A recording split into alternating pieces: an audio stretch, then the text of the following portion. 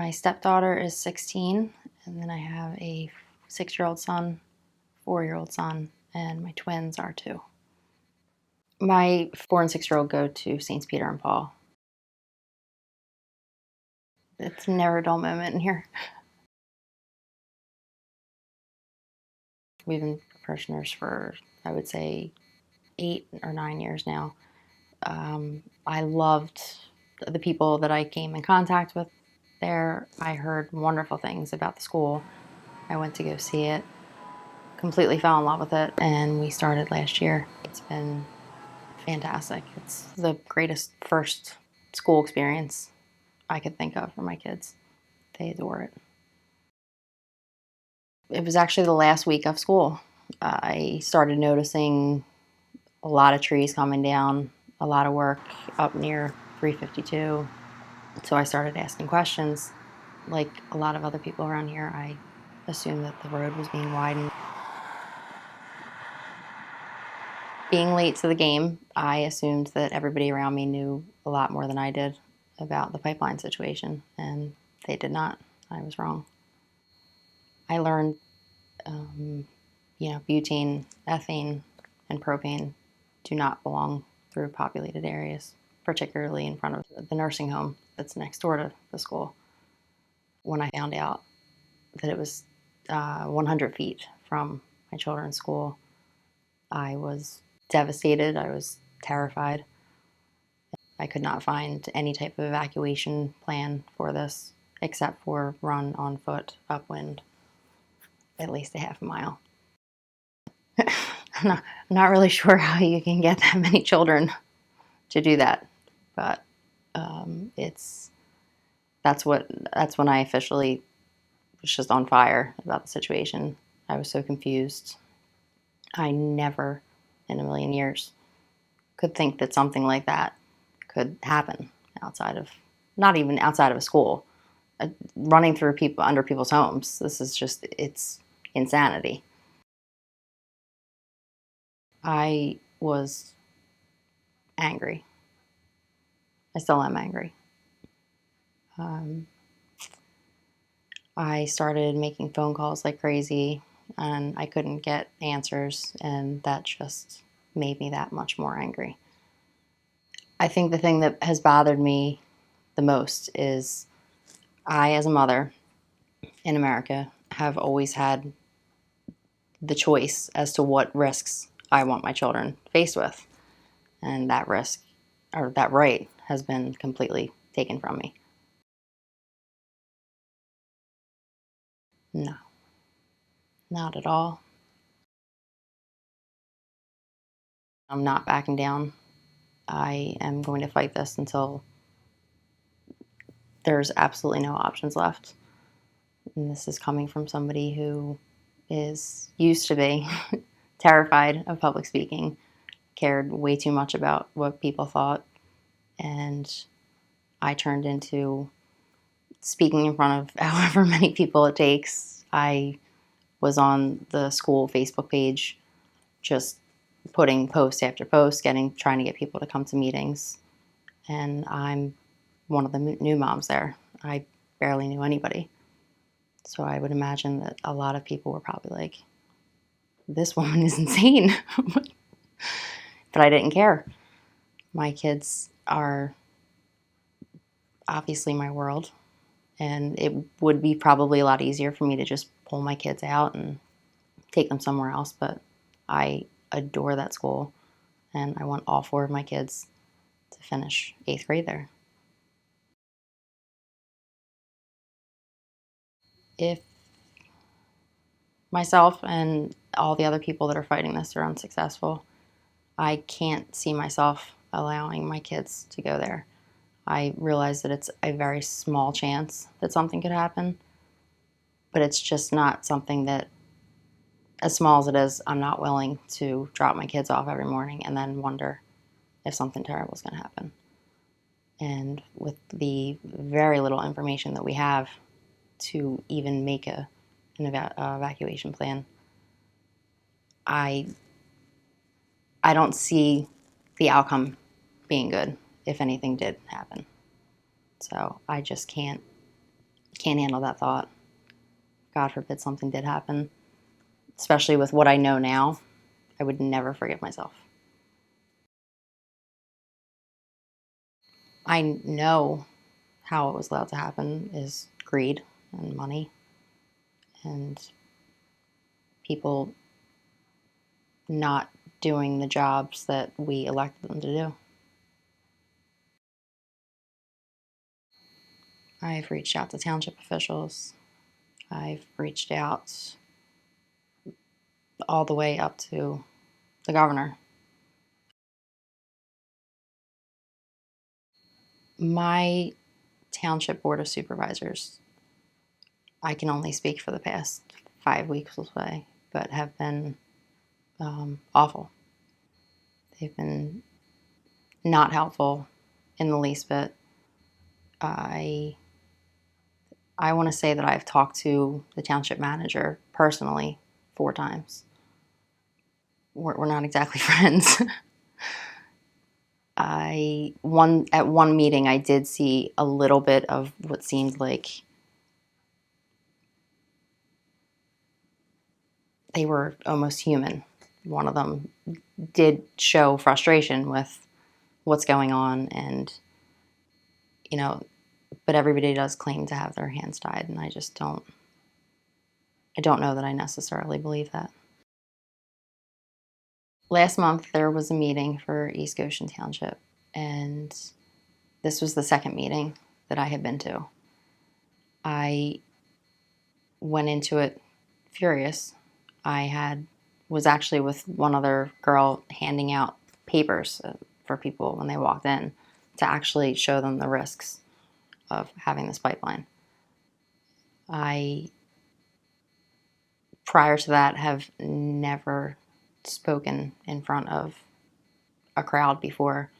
The thought of having a microphone anywhere near my mouth would be enough to make me vomit.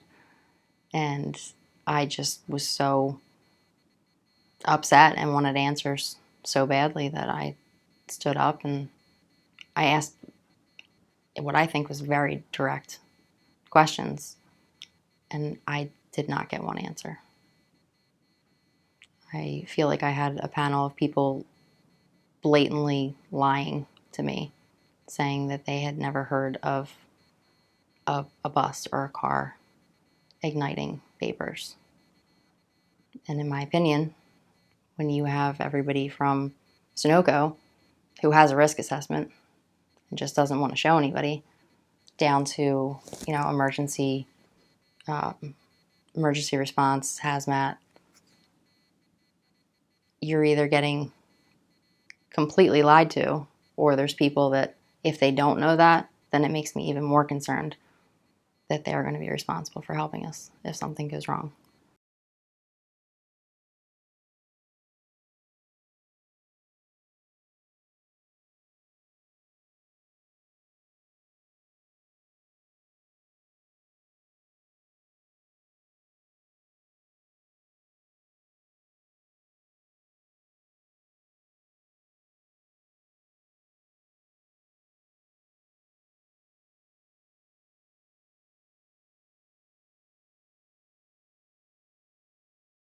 I do want to thank you because I want to say that other than the pipeline, I've never felt more safe in my life with the training and experience that you guys have. I just don't know that it seems to cut it with the pipeline, and I feel like we're kind of dancing around some questions. I have 2 children in St. Peter and Paul School. They are 100 feet from the pipeline. So what I'm wondering is if there is a leak detected and Charlie, you're out there with your Ghostbusters thing trying to get readings and stuff. At what point are people evacuated? And I totally respect that I don't want to know where they go or how, I guess where they go, but I need to know. I feel like you guys aren't answering the question that cars can be started, can't be started in this. Can, like ambulances and stuff, go in however you guys would retrieve my children from there and take them to safety, or do they need to evacuate on foot? Sure. So there are a lot of different scenarios, but I guess to try to simplify again, looking at all the hazards that are out there. There's either going to be something that's outside and we don't want the children to go out into, which in place the school would have a plan, whether they call it a lockdown or a shelter-in-place plan. Or there's going to be maybe there's something inside or something in the immediate vicinity that we need to get everybody out of that area, at which time basically the responders would determine a shelter-in-place order or an evacuation. Based on what that order is, the evacuation or shelter-in-place would commence immediately based on the school's existing procedures. And then if it were an evacuation, we would activate our unification plan, and I understand that you would want to know where those children are going, but because of their... No, I said I don't need to know that. I want to know how you're getting them out, though. Yeah, so do they need to move on foot? Are you actually loading them into buses? Yep. Can that be around? So initially, they would be moved out of the immediate harm's area if they could evacuate, and then using either pre-existing contracts with companies such as Craft or school district buses, they would be transported to the alternate location where we would commence what is called reunification with the families. And communication would basically start immediately to let the parents know where their children were being taken and where to come to. And at that facility, there's a whole process in place of what we call reunification. It actually has been extensively tested and exercised here in Chester County in terms of the plan. I mean, it's a very thorough and something we take very seriously plan that we have in place in terms of parent-child reunification. So. And I think that's wonderful. My children are alive to, reunify with. But what is, you guys have had an internal risk assessment type thing, I'm assuming? Like you know what the blast radius is? Oh, I thought you meant inside the pipe, were you talking about, or just something happens? Listen, I know that East Township didn't find it necessary to have a risk assessment. You guys, however, Sunoco did, correct?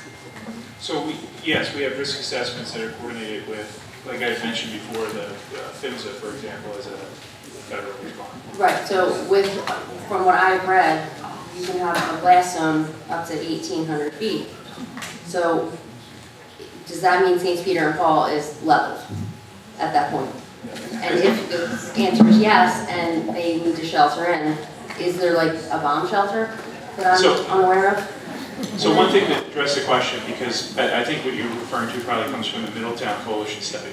So they used some data they had in part. I read a lot of things. Yeah, well that's one of them. So that one that's the only one that I know that's specific to Mariner East 2 essentially. A lot of things in terms of their factors. So they had a part of it, where they had certainly a reputable firm look at it, but they had. And they came up, with a number, similar to what you're talking about. So a couple points, if just bear with me to try to explain, and hopefully I'll address it. You guys can bore me all you want with details. Okay. Yeah. So two parts of it. First, we use a lot of flawed data, including the pressure of the pipe, the volumes that would be in the pipe, because of essentially misassuming that there would be a pump station. I talked about that closer than there is. So they had some of that data. However, even with the flawed data, it's over-assuming numbers.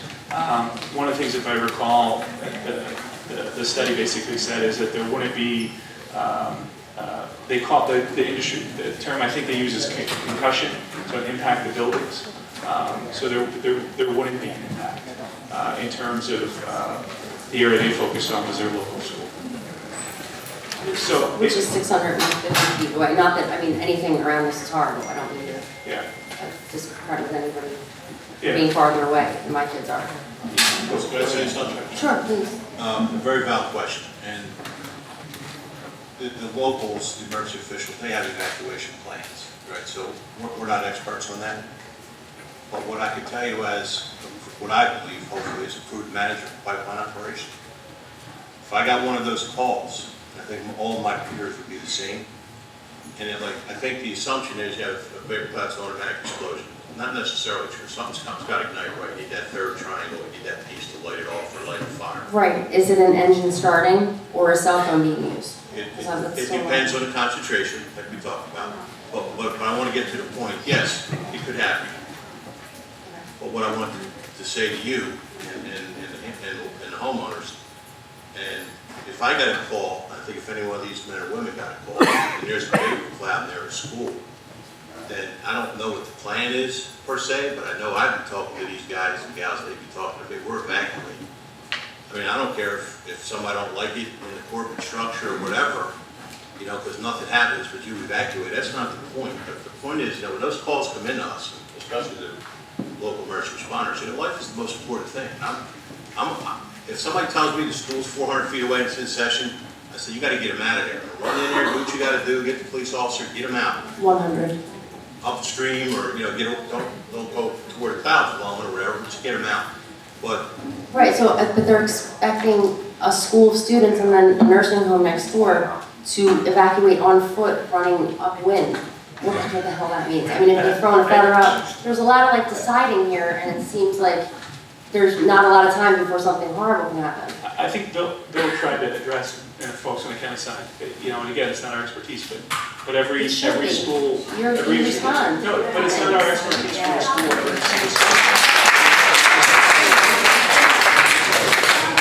Yeah, let me add to that if I could. I'm going to approach this from the county perspective rather than Goshen's perspective. We have been really aggressive in recent years through the Chester County Local Emergency Planning Committee and DES, working on school planning for all types of risks and hazards.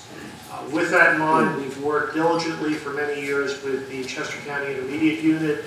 We've made sure that we cast a broad net and all schools are involved in the things that we're doing. And 2 weeks from now, on July 10th, we actually have a 3-hour meeting scheduled with Westchester Area School District and representatives of all the emergency response organizations that would come within that catchment area. So we're going The to, archdiocese. yeah, they'll be involved. So we're going to be talking about, for schools in this area, specifically affected by the pipeline, what's the plan? So we're getting together, it's scheduled already, it's going to be a 3-hour session. Several of us at the table up here are going to be part of that. And we're being aggressive in moving forward to deal with that. I might appreciate that, but do you think that it's... I just want to be, make sure we're clear, and I'm not at this point in time. I'm reading the letter that the doctor's referring to there from the Westchester Area School District, Dr. Scanlon, referencing this emergency responders meeting that is coming up. It's an all-morning session, update on the pipeline, communication protocol, school evacuation plans for hazardous materials, community evacuation plans, hospital capacity, etc. I don't know specifically that the parochial schools, the archdiocese schools are included in this, but I certainly would like to make sure that they are. So I don't know who makes that call. Rick, whether you could find that out from Dr. Scanlon or not. How don't you guys know that when my kid's school was 100 feet away? Why don't you check on these things? I'm trying to share with you what we have, and I see this in Dr. Scanlon. It's dated June 15th. It's announcing this to the emergency responders. You make a very good point. I would think that all the schools should be included, irrespective of public, private, parochial. But it's good to verify that so that they can be in touch with your school and any of the others that may not be in the immediate Westchester Area School District system. So I would think it would be inclusive. It doesn't say anything here with specificity that I'm aware of. There's a long list of who was included here, but I don't know all those individuals. So we will try and see if that can be assured, can get assurance that that would be inclusive for schools like the parochial schools, which are so important, and of course in our neighborhood. It's right by the pumping station too. But I mean, and I also just want to point out that this, if this in fact has been moving along in Mariner 1 since 2014, I feel like this is a little bit late. Actually, I'll jump in on this real quick.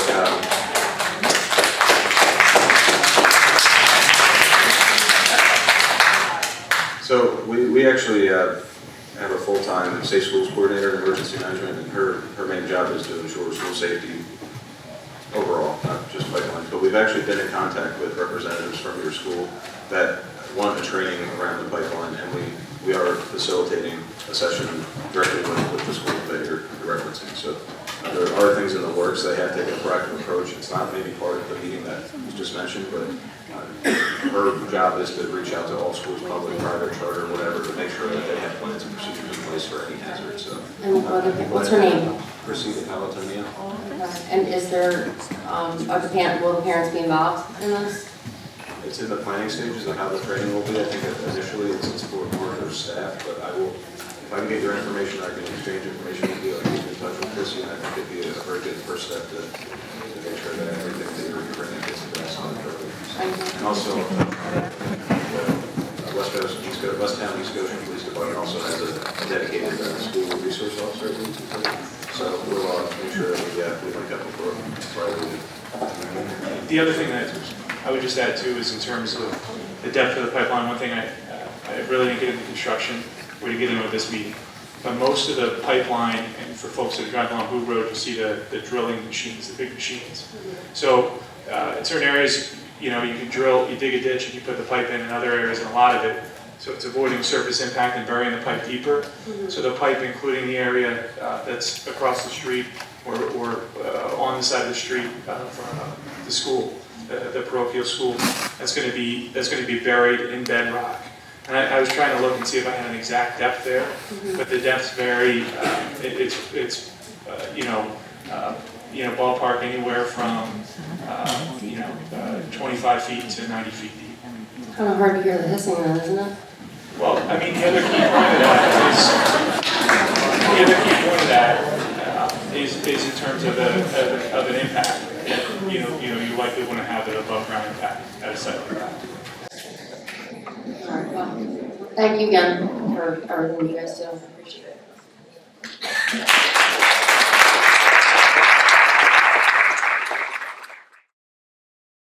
I mean, they had everybody there. I don't want to discredit them at all. I appreciate what they do. I really appreciate that we have those kinds of people for the county, for the township, but it's not going to cut it for the pipeline. And in a part of me, I feel horrible for a lot of these people because they've been put in a really, really, really tough position. I've heard constantly how people are meeting and making plans to get around this and stuff, and there's absolutely no way that it's true. Just based upon the beginning of the meeting, going through they were like role-playing or scenario where they see a leak and they were supposed to go on from there. I mean, it stopped right after somebody called 911 for the leak. There it ended, and then we heard about how good everybody is at their job.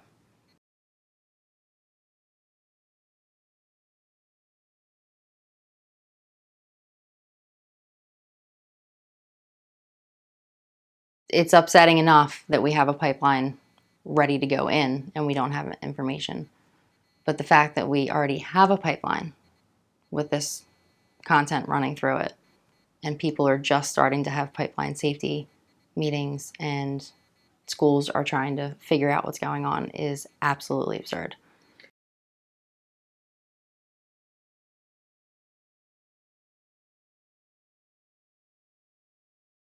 The idea of parents not knowing anything about how or where your children are going to be taken is absurd. It's completely absurd. If the pipeline doesn't come out, my kids are coming out. They will not go to school with that, and I know a lot of other people who feel the same way.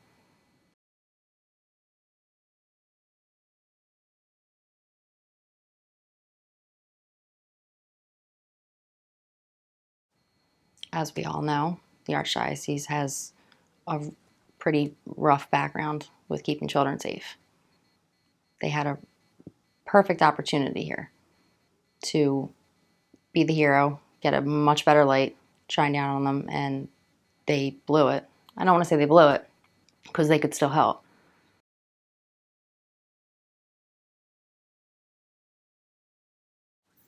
People trying to fight Sunoco in Pennsylvania is it doesn't happen. You can't win against Sunoco. So what I have said back is that I personally am raising 4 leaders. When they are not in my care and they're in the school's care, I expect them to be looking up to the same values. And the thought of my kids getting older saying, I can't stand up for that. Nobody's ever won against that before is completely out of the question.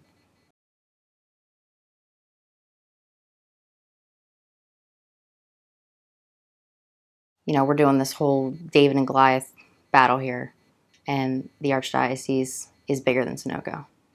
The Catholic Church is bigger than Sunoco.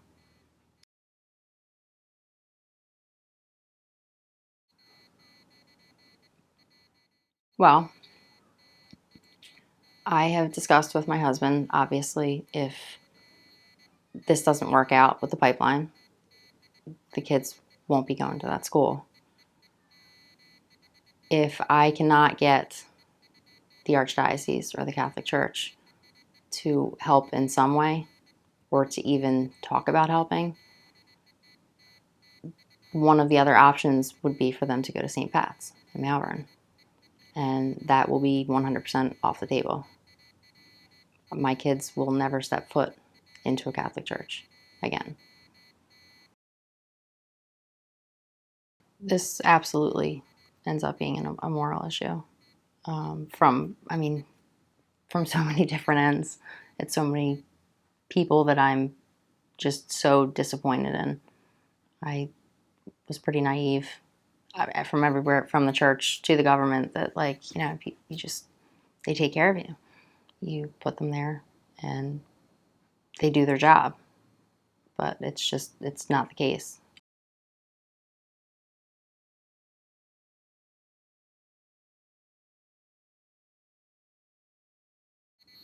I adore Pope Francis.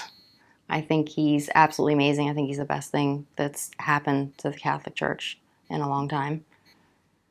I know definitely from seeing videos, reading articles, that he is 100% against fracking to begin with.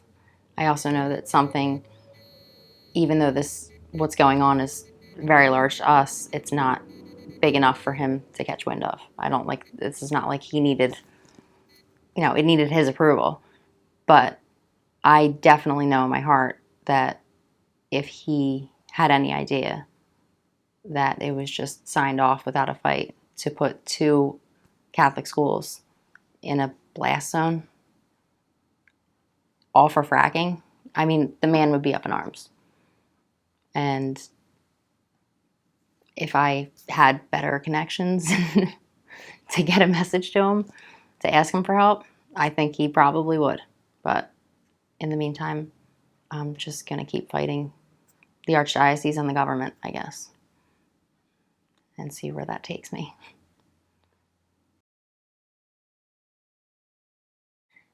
I have not actually attempted to call Pope Francis. I actually wouldn't even know how to go about doing that. I have emailed him. I've realized that there's certain people that probably has to get through before he even sees it. I've even stalked him on Twitter, but I'm not sure. Twitter's new to me too. I've never had a Twitter account until this started, but I will say that it is a lot of fun poking certain bears on Twitter.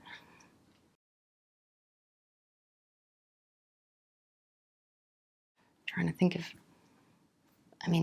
pretending that I'm really talking to the Pope. I don't even know how to do that, because I think there's a certain thing that you're supposed to call him, and I'm drawing a blank right now.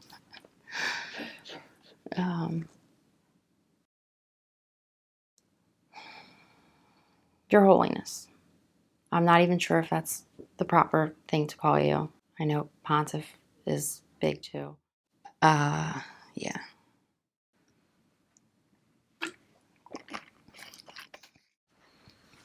All right. Pope Francis.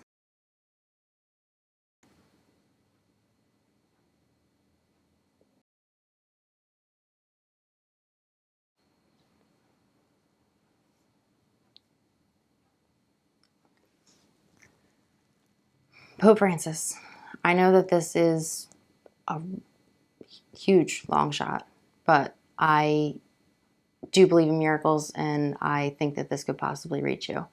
And in Pennsylvania, we desperately need your help. We are victims right now of the Mariner East pipeline that's being built, and actually one already running, built by Sunoco and Energy Transfer Partners, same people that did the Dakota Access Pipeline. There are thousands of people in blast zones. We have already had this running through for a year with no evacuation plan, no information about it, and we can't find anything else out. I have been reaching out to the Archdiocese. I cannot get an answer. And you have 40 schools along this pipeline, but 2 of which, St. Peter and Paul and St. Simon and Jude, are one within 100 feet of this pipeline and the other within 280 feet. We need your help. Somebody needs to stop this, and there are various reasons as to why it's okay, and it's not. And there's a lot of people that need to see a lot of good from the Catholic Church, and it's been very hard, and I need your help in changing that. So anything that you can do to help us would be beyond amazing.